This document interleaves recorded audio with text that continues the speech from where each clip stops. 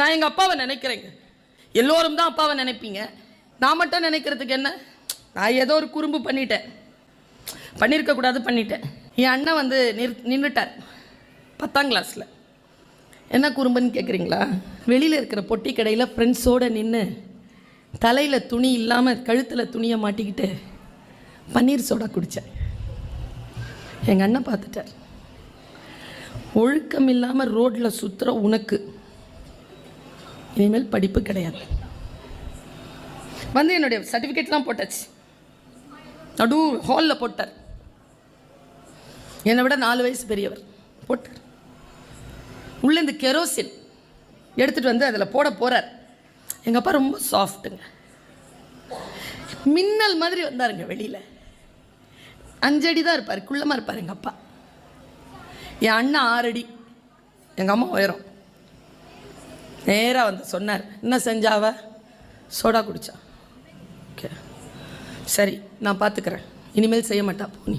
இல்லை இல்லை, அவள் இனிமேல் படிக்கக்கூடாது, அவளுக்கு இனிமேல் படிப்பு கிடையாது அப்படின்னு கொளுத்த நிற்கிறார் அண்ணன். எங்கள் அப்பா கோவமே பட மாட்டாருங்க. எங்கள் அப்பா, எங்கள் அம்மா தான் கோவப்படுவாங்க. எங்கள் அப்பா கோவப்பட தெரியாது. ஓடி வந்து எங்கள் அண்ணன் இங்கே இருக்கார், எங்கள் அப்பா நின்று ஒரு வார்த்தை சொன்னார். இப்படி அந்த விரலை சுட்டி இப்படி குத்தி சொல்கிறார். எங்கள் அண்ணனே இதை சொன்னார் என்கிட்ட. எங்கள் அப்பா இறந்த அன்னைக்கு சொன்னார், இவர் இல்லைன்னா நீ இல்லை, இவருக்காக துவா செய். என்ன சொன்னார் தெரியுமா? குத்தி, கபாரு, அவள் ஏன் பொண்ணு, அவள் உன் பொண்ணு இல்லை, அவளுக்கு எது சரி எது தவறு அப்படின்னு சொல்லி கொடுக்கறது என் கடமை, நான் பார்த்துக்கிறேன். அவள் படிக்கக்கூடாதுன்னு சொல்கிற உரிமை உனக்கு கிடையாது. அவள் படிப்பா, அவள் படிக்கணும், இந்த வீட்டில் தான் படிப்பா. படிக்கிற அவள் இந்த வீட்டில் இருப்பா, இஷ்டம் இருந்தால் இரு, இல்லைன்னா வெளில போ.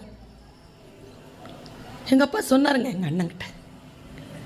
அந்த ஒற்றை சொல்லு இருக்குல்ல, நான் சொல்கிறேன், இன்னைக்கு இந்த வயசில் கூட தனியாக இறங்கி ஒரு இடத்துக்கு போய் டீ குடிக்க தெரியாதுங்க எனக்கு. குடிக்க மாட்டேன், போக மாட்டேன்.